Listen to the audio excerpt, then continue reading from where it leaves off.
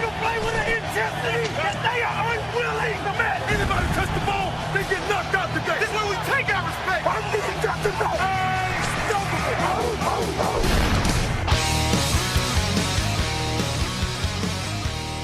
Bem-vindos ao podcast NFL Hoje. Meu nome é Gabriel Martins e aqui comigo hoje está o Frederico Maritano, nesse podcast de segunda-feira.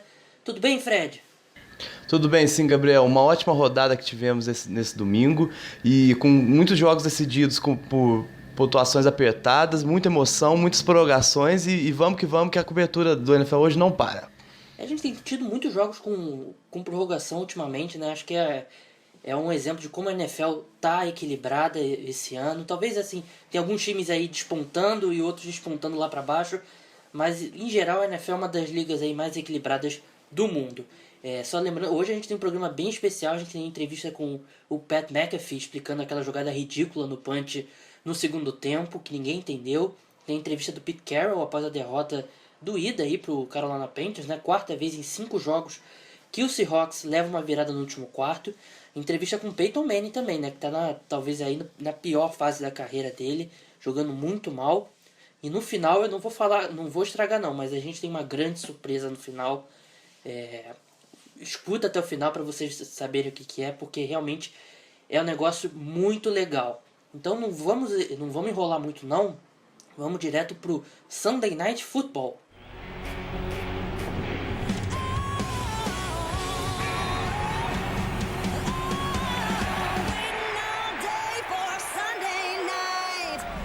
Sunday Night Football aí entre o Patriots e os Colts. Todo mundo esperava que seria uma lavada, né? Mas até que foi um placar bem digno, 34-27. Só que, Fred, eu acho que esse placar não traduz muito a superioridade dos Patriots não, né? Ah, com certeza. O fato dos Colts terem jogado em casa dá uma equilibrada também nesse fator, porque a disparidade dos times é muito grande. Ontem foi mais uma mostra que os Patriots são sim o melhor time da temporada. Ganharam muito bem dos Colts, todas as fases do time, ataque, defesa e special teams deram um show nos Colts, mas um show mesmo. A comissão técnica, mais uma vez, deu um nó tático. E os Colts é aquela velha história, né? São muito fortes para ganhar os jogos dentro da divisão, mas quando saem dela, o time ainda tem sérios problemas para jogar com esses adversários que, em tese, são diretos, mas a disparidade é muito grande e é muito evidente. Os Colts até tiveram algumas sortes ali, né? Principalmente no primeiro tempo, quando teve aquela pick six, né? A bola que bateu na mão do Julian Edelman e a defesa conseguiu retornar. Mas em geral os Patriots foram muito superiores aos Colts. É engraçado como o LeGarrette Blount sempre joga bem contra os Colts. Mais uma vez os Colts com muitos problemas para pará-lo. O Andrew Luck até teve um jogo melhor do que ele vinha tendo, né? Ele voltou de lesão, parecia pelo menos visualmente não parecia ainda estar sofrendo do problema no ombro. Só que alguns problemas continuam, né? Eu acho que o Andrew Luck, ele não tem a mesma, como posso dizer, ele não tem o mesmo nível de conforto que o Matt Hasselbeck tem para se livrar da bola rápido, né? O Andrew Luck, às vezes, ele segura muito a bola e com a linha ofensiva do jeito que tá, ele acaba sendo pressionado. Às vezes, ele reluta muito em se livrar da bola rápido.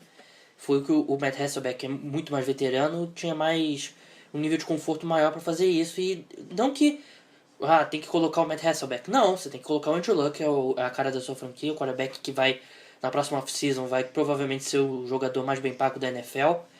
Mas ele ainda tem que consertar esses problemas e eu gostei até de alguns momentos ali do Frank Gore, achei que ele correu bem. E a defesa é aquilo, né? Ela até vem mostrando alguns sinais de tá evoluindo, mas contra esse ataque espetacular dos Patriots não tem como ir. E até teve méritos, né? Porque o Dion Lewis não jogou bem, ele era dúvida até o domingo mesmo, ele era dúvida, mas acabou jogando, mas não foi muito efetivo. E o Rob Gronkowski, né, ele teve até alguns brilhos, né, se eu não me engano ele teve um touchdown, mas em geral ele não estragou o jogo pros Colts, né, ele não foi a razão dos Colts terem perdido, mas esse ataque dos Patriots aí, você faz um bom trabalho com o Gronkowski, faz um bom trabalho com o Dion Lewis, mas ainda tem o LeGarrette Blount correndo bem com a bola, o Julian Edelman, o Danny Amendola, então é bem complicado. E o Tom Brady, novamente uma grande partida. Na minha opinião, não sei se o Fred concorda, eu acho que eu já começaria a colocar ele na frente do Aaron Rodgers na corrida pelo MVP. Concordo sim, Gabriel. Acho que não tem nenhum jogador nesse momento na NFL que tá jogando mais que o Tom Brady, né? Eu queria só destacar de novo a defesa do Colts. Foi uma partida digna mesmo. É muito difícil você limitar esse ataque tão poderoso dos Patriots a 30 pontos por partida. Mas é aquela história, a defesa do Colts falta muito, tem muito deficiência, falta muito talento, né? Tem que jogar no limite. E ontem jogou no limite. Foi até onde deu, mas é muito complicado jogar contra um adversário tão forte como são os Patriots, né? Sobre o ataque dos Colts, uma partida boa. O Andrew Luck conseguiu. Eu jurava que ele ia ser interceptado alguns passes, mas ele teve um bom jogo, com alguns bons drives, principalmente aquele drive do início, o primeiro touchdown foi muito bom mesmo. Agora, é muito complicado, né, os Colts irem longe essa temporada, porque são um time muito fraco mesmo. A divisão não ajuda, porque eles não têm concorrência nenhuma, e vai tentar chegar onde der. Deve ganhar a divisão novamente, mas Super Bowl é um sonho muito distante para esse ano ainda.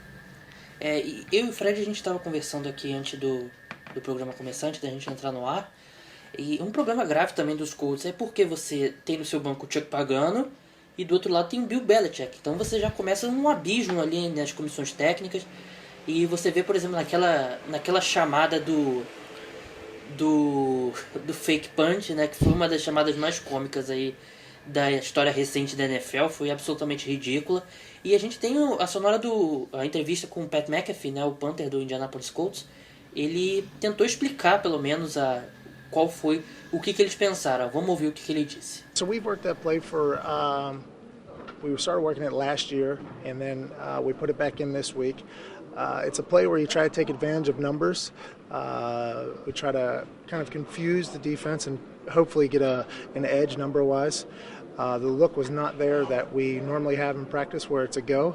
There must have been some miscommunication between the snapper and the Colt.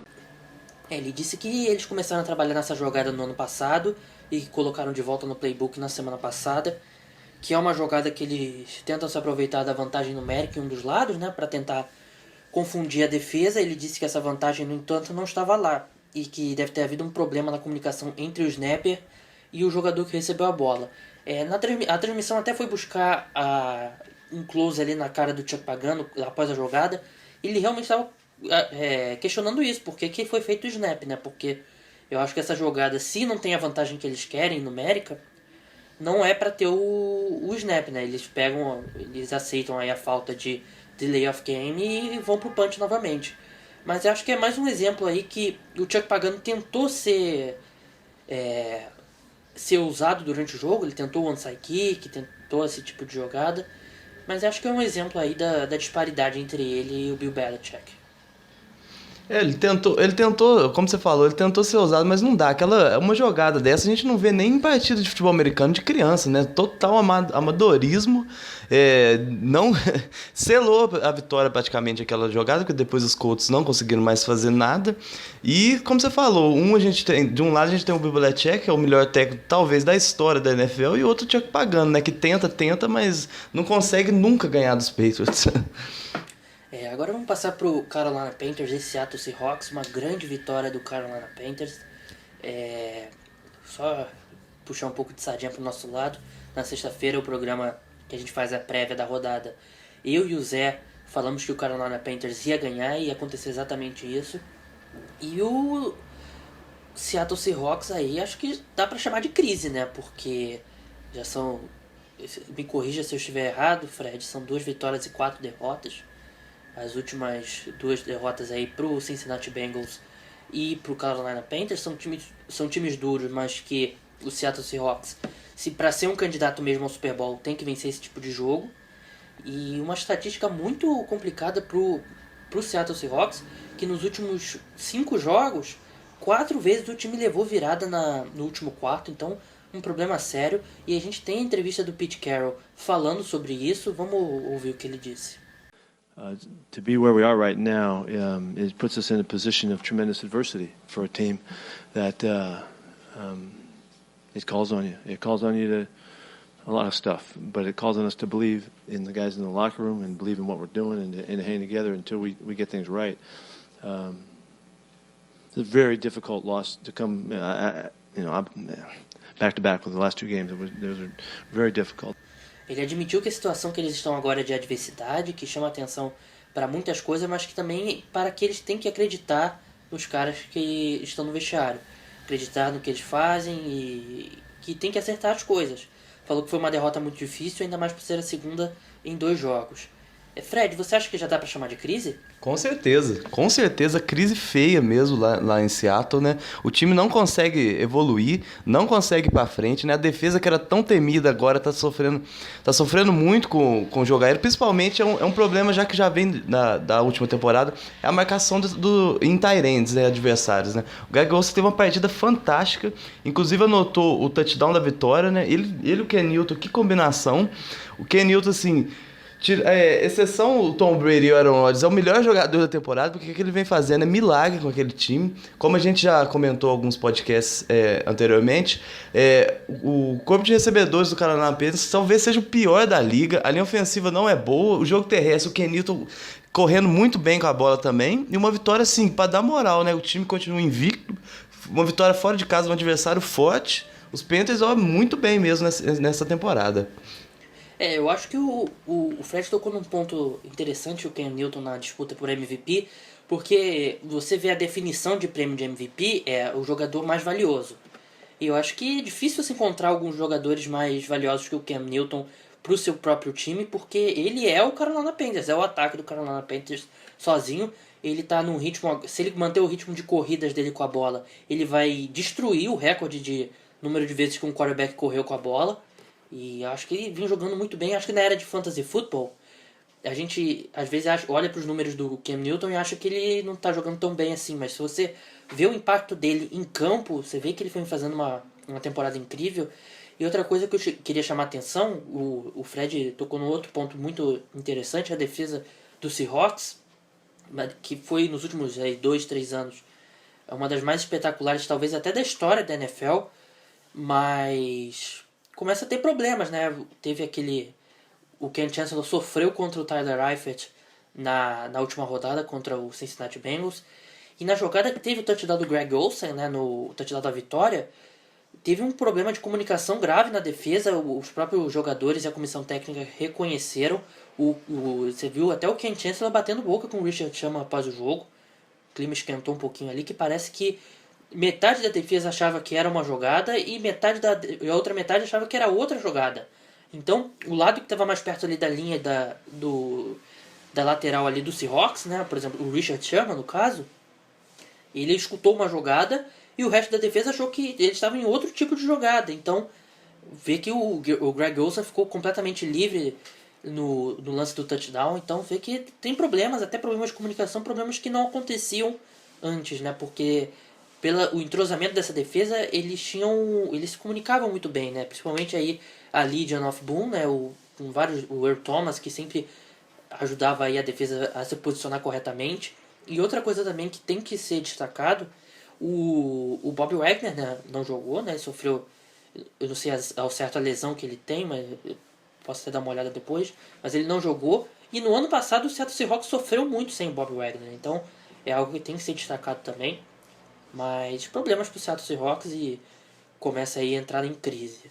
Passando para o próximo jogo, o Cleveland Browns e o Denver Broncos. Fred, quando que a gente achar que o Cleveland Browns ia fazer um jogo duro contra o Denver Broncos, né? Coitado dos Browns, né? Aquela história, acho que talvez dos últimos anos para eles. Jogamos como nunca, perdemos como sempre, né? Conseguiu levar o jogo para prorrogação, fez um jogo muito duro. A defesa dos Browns conseguindo forçar muitas interceptações. E o Josh McCown até teve uma partida razoável, né? Mas quando enfrenta uma defesa do Broncos que tá tão poderosa, que tá pontuando tanto, que tá fazendo muita diferença pro time, fica complicado, né? Cometer alguns erros, né?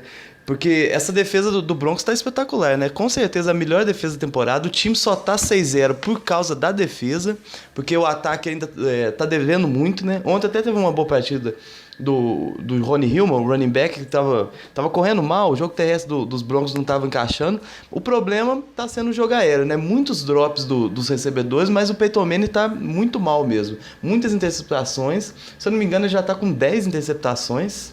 Ele tem 10 interceptações e lidera a liga aí nessa estatística. Quem... O problema, eu acho que é o problema do Denver Broncos agora é o Peyton Manning, né? Ele é o ponto fraco dessa equipe, até é um negócio que soa até estranho falar. A gente que acompanha a NFL aí dos anos 2000 pra frente, o Peyton Manning sempre brigando por prêmio de MVP, um dos maiores da história, mas ele vem sendo o ponto fraco do Denver Broncos, e eu acho que é justo sim a gente questionar se não seria a hora de tentar colocar o Brock Osweiler, porque o Peyton Manning está sendo o que segura esse time, né? O time, ele lançou 3 interceptações, a defesa é absolutamente espetacular, mas vem sofrendo para vencer os jogos justamente por causa do ataque. A gente tem a entrevista do Peyton Manning após o jogo, vamos ouvir o que ele teve para falar. Yeah, well, I mean, we're certainly not playing as well as we would like, but we're playing well enough to win. We're doing some things right at critical times when we have to, whether it's the last drive of the game or in overtime, and we're going to continue to work and try to improve on the red zone and third down. Ele falou que certamente o ataque não está jogando bem, não está jogando tão bem quanto eles querem, mas que está jogando bem o suficiente para vencer. E estão fazendo algumas coisas certas em terceiras descidas, em momentos decisivos, como na prorrogação, mas que eles vão continuar a trabalhar para melhorar. Eu acho que o Peyton Manning se confundiu, né? Dizendo que o ataque está jogando bem o suficiente para vencer. Eu acho que é a defesa que está fazendo todo o trabalho e está conseguindo vencer os jogos, apesar desse ataque muito ruim. E vou deixar a pergunta para o Fred. Eu conversei com alguns amigos ontem sobre isso. Talvez seja a hora, sim, eu acho que não vai acontecer, mas talvez seja a hora, sim, de se estudar uma mudança aí na posição de quarterback. Por sorte, os Broncos essa semana não jogam, né? Uma semana de folga, né? Tem muito trabalho a fazer, porque já voltam com o Sunday Night contra os Packers, né? Mesmo em casa. Vai ser uma partida duríssima, né? Porque vai enfrentar um dos melhores times da temporada, mas a preocupação existe sim com o Peyton Manning lá em Denver, né? Ele tá bem mal mesmo. Não tá conseguindo, algumas interceptações muito feias mesmo, que não fazem jus à história tão gloriosa que ele tem na NFL. É hora sim, eu acho que também não vai acontecer dele ir pro banco, mas a chance existe assim futuramente. Se continuar desse jeito, quando pegar um time mais forte, a chance dele jogar mal é muito grande mesmo, porque ele tá bem ruim mesmo. Assim, a gente sabe toda a história do Peyton Manning, mas eu acho que chega um momento que não dá mais, né? E eu acho que o ataque tá segurando esse time que possivelmente aí tem uma defesa aí com certeza de nível de Super Bowl, mas o ataque é um dos piores da liga. Então eu acho bem justo aí, acho que justamente por ser uma semana de bye, talvez seja a hora aí da comissão técnica dar uma olhada aí e ver o que pode fazer.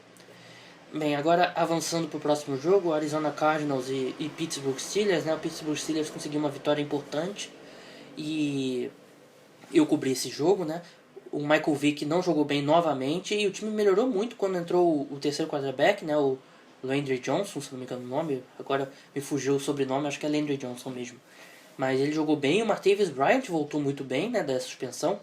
Ele já tinha voltado na última partida, mas não jogou por conta de um problema no joelho, né? Então agora é a estreia dele, ontem foi a estreia dele, ele jogou muito bem. E o Arizona Cardinals foi uma grande decepção, né? Eu esperava que o Arizona Cardinals fosse querer atropelar o Pittsburgh Steelers, o Bruce Arians, o primeiro jogo do Bruce Arians contra os Steelers.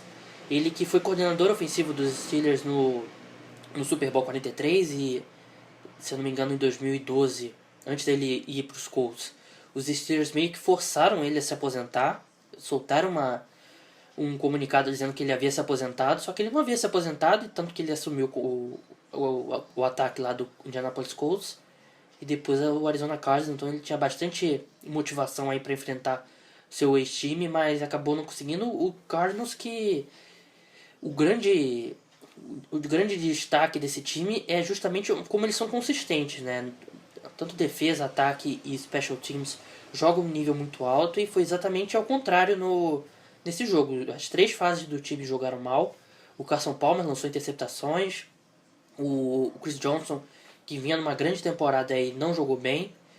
E na defesa também sofreu bastante com o Martavis Bryant e conseguiu até limitar o Antonio Brown, mas acho que a grande marcação do Antonio Brown, o que vem conseguindo parar ele é justamente a situação de quarterback lá dos Steelers, né, Fred?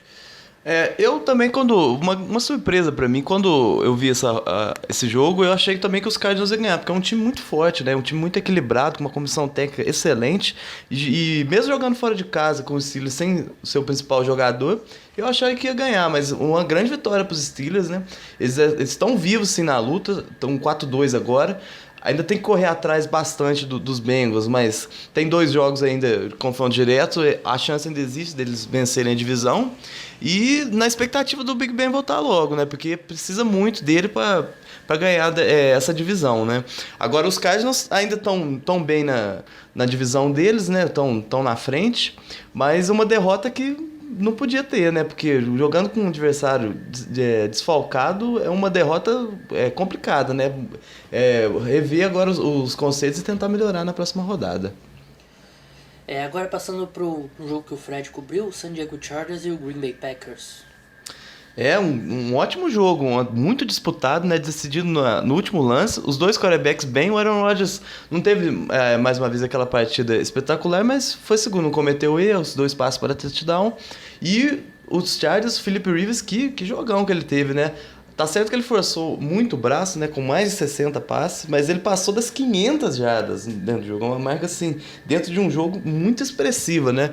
Agora, os Chargers também estão sofrendo um pouco por essa tabela mais forte, né? Que eles tiveram. Perderam já pros Steelers, um jogo que não poderia perder. Aí já pegam o Packers fora de casa. Fica complicado os Chargers agora até chegar em playoff, né? Porque o time já tá 2-4. Os Broncos 6-0. Vai ficar muito complicado agora dos Chargers. Os Chargers vão ter que ser perfeitos agora esse restante da temporada. E os Packers continuam invictos, né? É um time muito difícil de ser batido em casa. Mais uma vez mostrou força. Então são um dos favoritos a conquistar a temporada. O problema dos Packers, eu acho que eles conseguiram sobreviver aí à ausência do Jordy Nelson, mas aí agora também o Devante Adams e o Eddie Lacy não estão jogando bem, então acho que esses probleminhas estão começando a atrapalhar o ataque dos Packers. A defesa vem jogando muito bem, e o Philip Rivers, como o Fred falou, ele teve uma tarde aí muito boa. Ele bateu o recorde de passes completados com 40, de passes tentados com 60, por aí, 60, 40, um pouquinho mais. E se eu não me engano, ele bateu o recorde também de jardas, né? Ele passou de 500 jardas. Então o ataque do San Diego Chargers foi o Philip Rivers, mas infelizmente pro torcedor dos Chargers não conseguiram sair com a vitória. Bem, agora vamos passando para a segunda etapa. Eu vou falar da vitória do Chicago Bears, da vitória do Detroit Lions por 37-34. Os torcedores do Detroit Lions respiram agora um pouco mais aliviados, sabem que não vão ter outra temporada 0-16. Mas novamente o Detroit Lions não jogou bem. Começar falando daquela jogada maluca que parecia uma interceptação no lance do Golden Tate, mas a comissão de arbitragem da NFL já falou que o recebedor já havia feito a recepção e cruzado a linha de gol. Mas é muito difícil saber hoje em dia o que é uma recepção na NFL, porque pro olho, pra pessoa que acompanha a NFL, viu aquele lance, achou que era uma interceptação do Chicago Bears, né? Mas difícil saber o que é recepção hoje em dia na NFL. Mas a volta do Alshon Jeffrey pro Chicago Bears fez muita diferença, né? Como no touchdown e na recepção que colocou o time na posição de chutar o field goal. Mas Matthew Stafford, que enfim teve um bom jogo, né? Calvin Johnson também, principalmente faltando ali 3 minutos pro fim da prorrogação. O Stafford jogou a bola pro alto, e o Calvin Johnson, como a gente sabe que ele sempre fez na carreira inteira, ele desceu com a recepção e deu a chance pro Detroit Lions chutar o field goal aí na prorrogação.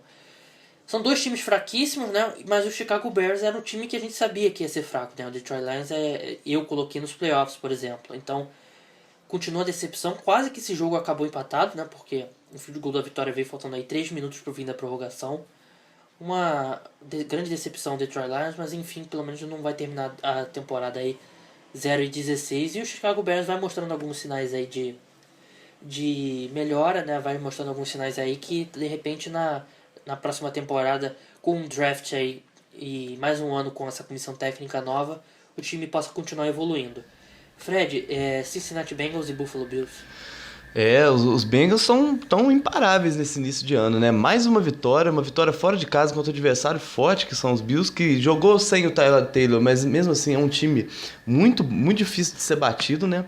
Esse ataque dos Bengals tá sensacional, né? Acho que depois dos Patriots é o melhor time da temporada, né? Andy Dalton jogando muito bem, todas as peças do ataque funcionando, Tyler Eifert, AJ Green, Jeremy Hill, Giovanni Bernard, Mohamed Sanu e principalmente o Andy Dalton, né? Que evolução que ele teve esse ano, né? Tá jogando muito bem, jogando também em nível de MVP, talvez, e os Bengals muito bem, né? Outra vitória, estão invictos, estão muito difíceis de ser batidos, e é um time que vai dar muito trabalho, né? Será que esse ano eles conseguem ganhar, enfim, esse primeiro jogo de playoff, que é tão sonhado, né? O 5º ano seguido, se não ganhar vai ficar muito feio, né? Acho que se não for esse ano, não vai ser nunca mais. Mas agora, Tennessee Titans 10, Miami Dolphins 38, né? O primeiro jogo da era após Joe Philbin bota bastante esperança aí na torcida dos Dolphins. O time teve outra postura dentro de campo, né? O Lamar Miller, né, que era uma das apostas no Fantasy Football, né, mas vinha num começo de temporada péssimo. Teve um bom jogo, né, correu 19 vezes para 113 jardas e um touchdown. Então, o Cameron Wake teve uma partida absolutamente espetacular. Ele teve aqui, buscando os números dele, teve 4 sacks. Então, uma partida espetacular, e o time já mudou bastante com agora o interino Dan Campbell. E do lado do Tennessee Titans, o Tennessee Titans tem um grave problema que se chama Ken Whisenhunt. Pra mim, um dos piores head coaches aí da NFL. Ele é um cara que muita gente acha que ele é o QB Whisper, né? Um cara que trabalha bem com quarterbacks, mas eu discordo bastante disso. O Marcus Mariota, ele chegou a deixar o campo ali com uma lesão e voltou, mas é um plano de jogo muito, muito limitado que o Ken Whisenhunt coloca pro time dele. Não aproveita uma das principais características do Marcus Mariota, que é correr com a bola. E esse time aí vai sofrendo. Tennessee Titans, né, poderia, quem sabe, até brigar numa divisão tão fraca como a AFC Sul, mas é limitado aí pelo seu treinador. No último jogo contra os Bills, claramente, acho que era um time que estava mais preocupado em não perder do que vencer. E acho que mais uma vez, aí agora contra o Miami Dolphins, renovado, com mais motivação, aí não foi nem paro e perdeu uma derrota bem feia, ainda mais por ser dentro de casa. Fred, revanche do Super Bowl aí, Baltimore Ravens e 49ers. Como as coisas mudam na NFL, né? Há 3 anos atrás foi o Super Bowl, eram 2 times muito fortes, né? Hoje são dois times assim que dá pena mesmo. São times muito fracos, mas o São Francisco conseguiu sair com a vitória, né? Jogou em casa, venceu com uma boa atuação do Kaepernick, né? Que finalmente ele passando muito bem a bola, né? Ele conseguiu 2 passes para TD, 340 jardas e completou 16 de 27, né? Uma partida boa finalmente, né?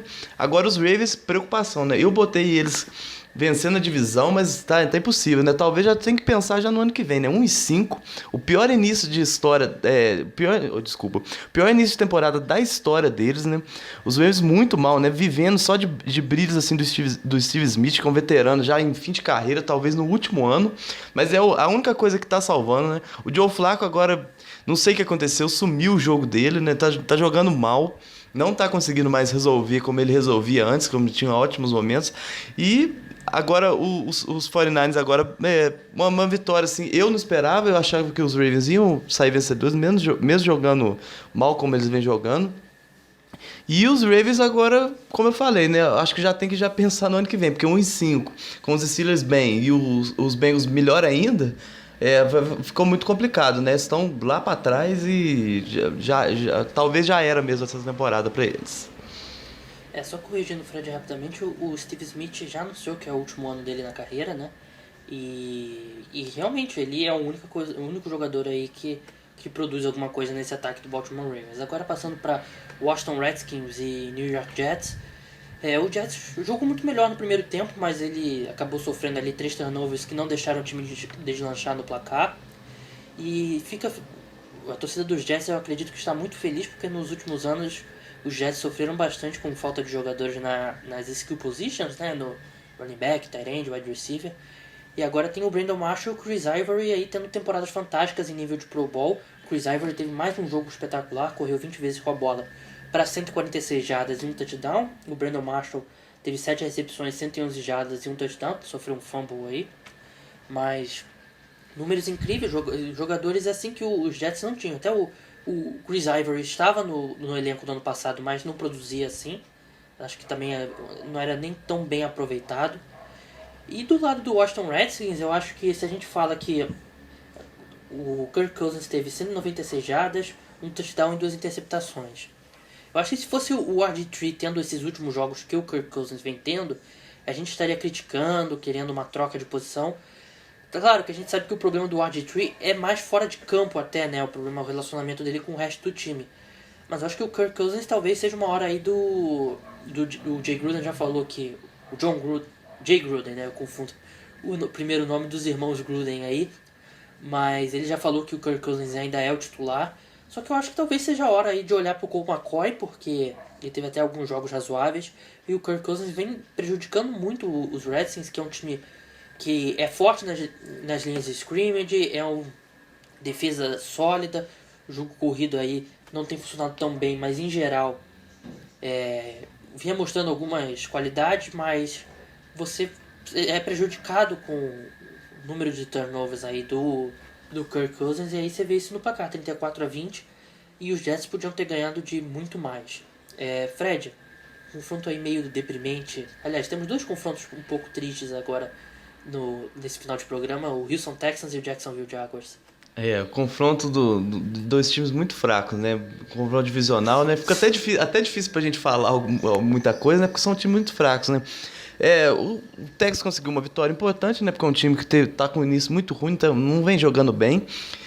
A única coisa que a gente tem que sempre ressaltar nesse time dos Texans é o DeAndre Hopkins, que o wide receiver que ele tá se tornando, né? Talvez hoje é um dos 10 melhores, né? Jogando muito bem mesmo.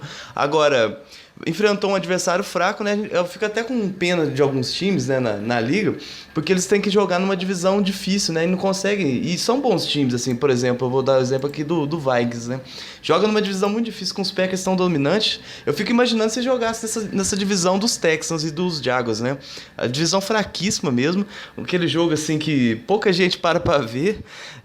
Até uma crueldade, mas são times ainda muito fracos, em eternas reconstruções, não conseguem evoluir. E outra coisa que eu queria destacar também dos Texans é o defensive back, o DeAndre Hopkins, que conseguiu 2 interceptações ontem. E o Blake Bortles mal, mais uma vez, né? Alterna altos e baixos, né? Intercepta, lança para touchdown e o time não consegue evoluir, né? Mais uma derrota. E agora vamos ver até quantas vitórias cada um desses times pode ter, né? Nessa temporada.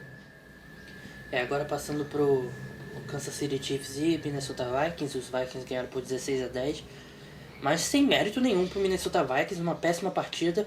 O Adrian Peterson teve uma tarde bem ruim, né? Ele teve 26 carregadas para 60 jardas, sendo que a maior foi de 23 jardas. Então você tira essa corrida de 23 jardas, você vê que o Adrian Peterson teve uma tarde bem ruim.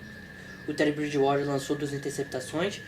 E o ataque do Kansas City Chiefs é aquilo, né? Sem o Jamal Charles ainda, né? Teve uma partida péssima. O Charkandrick West, né, que era para ser o substituto dele, teve apenas 33 jardas. Então, esse time do Kansas City Chiefs não vai a lugar nenhum sem Jamal Charles. A gente já sabe. Até um tweet que eu achei bem engraçado aí durante o jogo, que um jornalista americano falando que seria mais interessante ver a parede secar a tinta do que esse ataque do Kansas City Chiefs, e que estava aí mais da metade do terceiro quarto, não tinha marcado um ponto sequer. Então, problemas sérios aí pro Chiefs. Não problemas sérios se você pensar, não tão sérios se você pensar que esse time não tem mais chance nenhuma aí na temporada, mas o Minnesota Vikings precisa vencer em casa ainda, precisa vencer um time como esse com mais facilidade. Bem, esses foram os resumos dos jogos aí do domingo.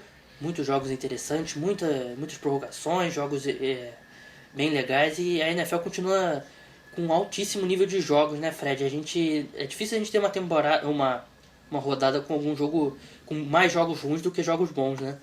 Esse ano tá bem melhor, né? Os jogos estão muito disputados, né? Estão sempre sendo decididos assim, no final, por margem de pontuação assim, pequena. Os times estão muito bons mesmo, muitas surpresas. E é isso, né? A temporada continua com tudo e ainda bem que estamos no início. Ano passado eu acho que o que aconteceu, a gente acaba embolando um pouquinho, mas eu lembro que principalmente no começo da temporada, muitos jogos de prime time não foram bons, né? Os jogos de Monday Night, Thursday Night e Sunday Night, acho que esse foi um pequeno problema que... Não problema, né? Porque você não tem como prever isso, mas acho que foi o que aconteceu no ano passado, né, Fred? Muitos jogos aí no horário nobre que não foram tão bons quanto estão sendo agora, né? Então, né, principalmente os Thursday Nights, né, ano passado foram tão fracos alguns, né, a maioria deles, na verdade, né, e esse ano também estão muito disputados, né, que bom que a gente está conseguindo ver jogos em alto nível, né, os times muito bem preparados mais uma vez e é isso, né, a temporada, uma surpresa por rodada. Bem, como eu falei no começo do programa, a gente tem uma grande surpresa aí para revelar para os nossos ouvintes. Vocês devem lembrar aí durante a off-season, um pouco antes do training camp, uma notícia muito legal, foi um negócio que eu particularmente achei muito legal e acho que todo mundo que gosta de futebol americano também achou.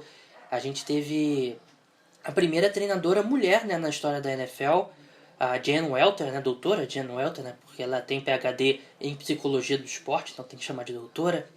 Ela fez um estágio na Arizona Cardinals, né, ela treinou os inside linebackers durante o training camp e a gente conseguiu uma entrevista exclusiva com ela. Conversamos com ela nesse final de semana, uma pessoa, que fiz a entrevista, né? A gente estava tentando aí algum tempinho e ela foi super solícita, conseguimos fazer a entrevista. Muito gente boa, muito tranquila. A gente, né, Fred, a gente vive aí nessa época dos assessores de imprensa, da dificuldade para falar com atletas. E uma figura tão importante aí na história do futebol americano atendeu a gente muito bem, né?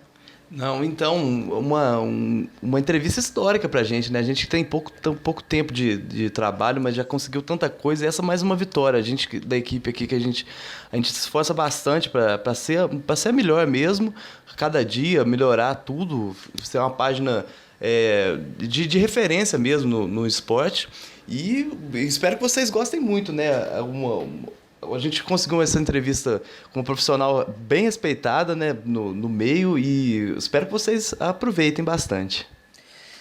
A entrevista vai para a página na terça-feira, né? A gente na quarta-feira vai colocar alguns trechos aí da entrevista, mas não adianta colocar a entrevista toda em inglês, né? Porque fica um pouco longo, de repente aí a gente pode até colocar ela na íntegra no Facebook, mas no programa em si a gente vai colocar alguns trechos legais. Eu queria colocar um trecho logo aí dessa entrevista, só para vocês terem uma ideia do que foi. Vamos ouvir o que ela teve para falar. From there, Bruce invited me out to OTAs, and we met and talked and got along really well. And he told me that it was essentially in his heart to give me the internship. Aí ela falando de como foi o processo de conseguir aí essa vaga com a Arizona Cardinals, né? Ela, graças aí ao Bruce Arians, mas foi uma entrevista muito legal, ela uma pessoa bem positiva, a gente teve uma conversa bem legal aí. Foi no sábado que a gente conversou no Skype, então não percam, terça-feira à noite vai estar lá na página.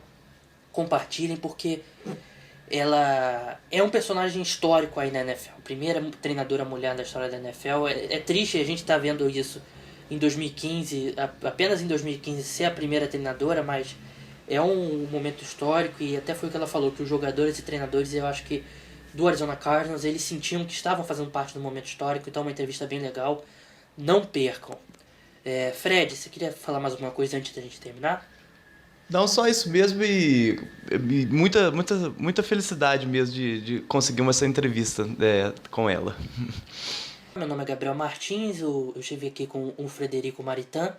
Na quarta-feira a gente volta aí com trechos da entrevista exclusiva com a Jen Welter, primeira treinadora mulher da história da NFL, e todas as notícias aí da semana, e vamos falar também aí de tudo que envolve a NFL. Até lá. Tchau!